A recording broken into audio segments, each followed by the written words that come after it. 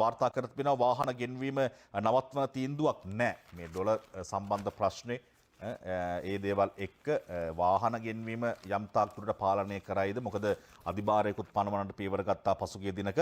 කෙසේ වෙතත් වාහන ගෙන්වීම නවත්වන තීන්දුවක් නැහැ. නියෝජ්‍ය මුදල් අමාත්‍ය අනිල් ජයන්තකේ කියලා සුජිත් තේවාචූලිගේ තමයි වාර්තා කරන්නේ. වාහන ආනයනය නතර කිරීමට කිසිදු තීරණයක් ගෙන නැතයි මුදල් හා ක්‍රම සම්පාදන නියෝජ්‍ය අමාත්‍ය ආචාර්ය අනිල් ජයන්ත පාර්ලිමේන්තුවේදී පැවසුවා.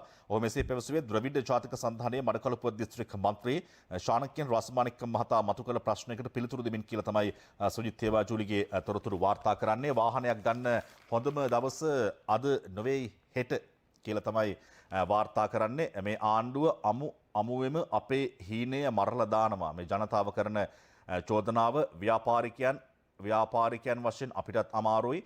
වාහන විකිණෙන ප්‍රමාණයත් අඩු වෙනවා. වාහන ආනයනකරුවන්ගේ සංගමයේ සභාපති ඉන්දික සම්පත් කරන ප්‍රකාශය ආණ්ඩුව පහුවෙලා හරි මේ ගත්ත තීරණයට මම එකඟයි. පෙරේද විශ්වවිද්‍යාලයේ ආර්ථික විද්‍යා පිළිවෙත මහාචාර්ය වසන්ත කොරළ මහතාගේ ප්‍රකාශය වාහන ආනයනයට දිනක සාමාන්‍ය වියදම ඇමරිකානු ඩොලර් මිලියන 5යි 15 වෙනිදා ඇමරිකානු ඩොලර් මිලියන 23.7ක ණයවර ලිපි විවෘත කරලා දකුණු ආසියාවේ ඩොලරයට වැඩිම මුදලක් ගෙවන රට ශ්‍රී ලංකාව.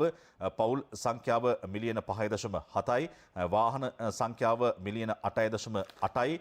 සමීර කන්නංගර තමයි තොරතුරු වාර්තා කරලා තිබෙන්නේ. දැන් මේ අධිභාරය පැනවීමට ආසන්න කාලයේදී LC ඕපන් කරා වැඩිපුර වගේ කතා බහක් නිර්මාණය වුණානේ. ඒත් එක්ක මේ වාර්තා කර තිබෙනවා දෙවෙනි පුවත්පත වාහන ආනයනයට දිනකට සාමාන්‍ය වියදම් කරන්න ඇමරිකානු ඩොලර් 5යි. හැබැයි 15 වෙනිදා ඇමරිකානු ඩොලර් මිලියන 23.7ක ණයවර ලිපි විවෘත කරලා කියලා. ඉතින් ඒ වගේ මේ අධිභාරය පනවලා ඒක නීතියක් විදිහට ක්‍රියාත්මක වෙන්න කලින් ඒ වගේ දේවල් දුරදක්නා නෝනෙන් දකින වාහන අලෙවි කරන ව්‍යාපාරිකයන් ওই වාහන අලෙවි කරන අමතරව සාත්‍ර බලන්නත් තනක් දාගත්තා නම් හරියට එන්නේ.